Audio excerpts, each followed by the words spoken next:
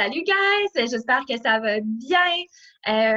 Aujourd'hui, ce qu'on va faire, c'est apprendre à utiliser Facebook Leads pour pouvoir faire du recrutement. Donc, c'est vraiment simple. Donc, je vais partager mon écran. On va le faire ensemble. Donc, on va aller sur mon Facebook. Et puis, dans le fond, tu vas sur ta page d'entreprise, puis tu vas aller dans le plus, puis ça va être marqué outils de publication. Donc, on va aller là-dessus. Après ça, on va aller sur bibliothèque de formulaires, ce qui va nous apporter ici. Donc, en fait, ça, c'est un outil qui va être utilisé principalement pour la vente. Donc, tous ceux qui sont en marketing, je pense que je vais me répéter parce que je l'ai dit 1 million de fois ça pour mes clients, vous allez être tannés de m'entendre le dire, mais les ressources humaines, c'est rendu tellement similaire au marketing. Donc, ce qu'on veut aller chercher, c'est des leads. C'est vraiment ça. Donc, on veut venir changer des candidats, des gens qui vont acheter notre emploi. Donc, ils veulent venir travailler pour nous. Fait que c'est vraiment le même processus que pour faire une vente d'un gros client. C'est juste qu'on va aller le faire pour des candidatures. Donc, ce qu'on va venir faire, c'est qu'on va venir créer un formulaire. Donc, on va venir faire un nouveau formulaire. Donc, ce qu'on veut, c'est un formulaire facile, évidemment. Donc, on va faire Next.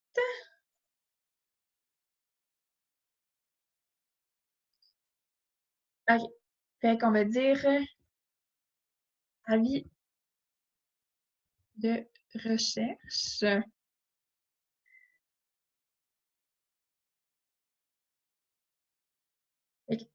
On va venir télécharger une image. Ce qui est vraiment important ici, parce que je ne pense pas que j'en ai. On va dire qu'on va mettre ça là. Ce qui est vraiment important quand tu vas choisir l'image, c'est que tu peux utiliser un site web qui s'appelle Text Overlay, qui est utilisé par Facebook, dans le fond. Donc, ça te permet de voir s'il y a trop de texte sur ton image. Donc, on va venir télécharger l'image, ça va dire est-ce que tu as trop de texte, est-ce que ta publicité elle va être diffusée normalement ou non. Donc, dans le fond, ce qui est vraiment important, c'est même si porter l'image fait moyenne élevée, donc ça pourrait ne pas être diffusé, mais aussi, c'est que, on va dire que dans le fond, la publicité, elle va être moins diffusée ici. Donc, ça veut dire que ça va coûter plus cher par clic. Donc, on aimerait ça que ça n'arrive pas parce que ça coûte déjà très cher la publicité. Donc, on va essayer de mettre le moins de texte possible sur ton image.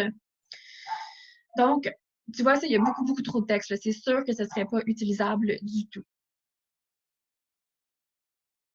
Donc, on va venir écrire un paragraphe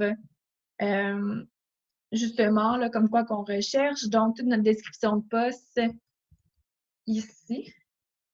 Je suis désolée, j'ai un nouvel ordinateur et le clavier est un peu inhabituel.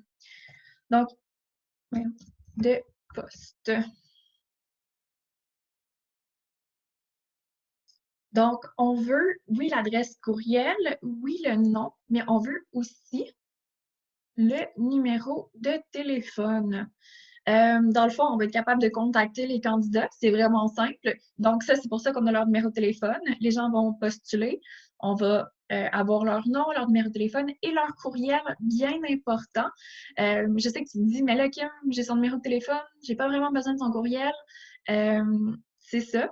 Par contre, on va utiliser, dans le fond, si on n'est pas capable de le rejoindre au téléphone, ou qu'il nous dit ah ben je peux pas me présenter à telle journée de recrutement ou peu importe, ce qu'on va faire c'est qu'on va importer cette liste de courriels là et on va le mettre dans un dossier Mailchimp spécial pour les gens qui veulent avoir une candidature avec nous et puis leur envoyer dans le fond de l'information quand il y a des nouveaux postes qui vont sortir. Ça peut être Mailchimp, ça peut être n'importe quel courriel, mais c'est vraiment je vais me faire un dossier spécial qui va cibler ces gens-là quand qu'on va faire des annonces de on va rechercher tel emploi, ben je vais pouvoir les recibler avec ça.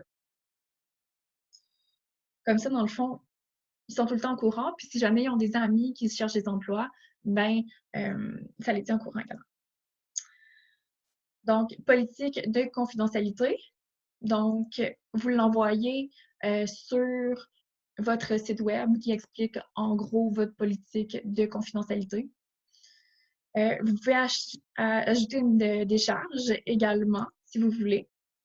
Écran de remerciement, c'est une fois que la personne elle a dit « OK, j'ai envoyé le formulaire », c'est vraiment juste, dans le fond, l'information. Fait que dans le fond, ça, il faudrait changer ça pour hey, ton information a été envoyée pour telle compagnie, pour tel poste. Donc, je te souhaite bonne chance, puis j'espère que tu as l'emploi ou quelque chose dans le genre qui fait très hey, je te souhaite bonne chance dans tes démarches, puis j'espère vraiment que tu vas être notre nouvelle perle qu'on cherche. Donc, toujours créer de l'engagement, bien évidemment. Puis, dans le fond, tu peux également mettre un bouton, soit voir le site web, télécharger, appeler l'entreprise pour que soit eux t'appellent tout de suite, soit que tu l'envoies voir toutes tes autres descriptions de poste, ou même lui faire télécharger un document quelconque. Donc, on va laisser ça à ça. Là, je ne sais pas pourquoi il bug. Donc, on va venir faire terminer. Ah, il ne va pas me laisser.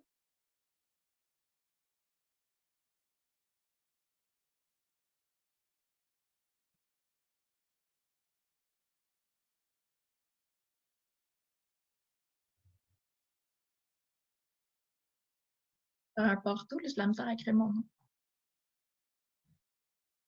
Donc,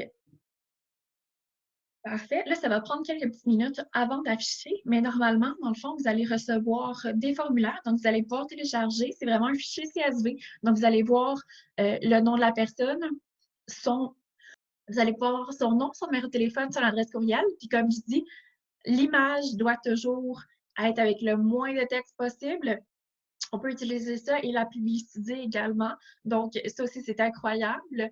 Et puis, dans le fond, vous pouvez reprendre les courriels et les réutiliser avec MailChimp. Donc, c'est tout pour moi pour aujourd'hui. On se voit demain!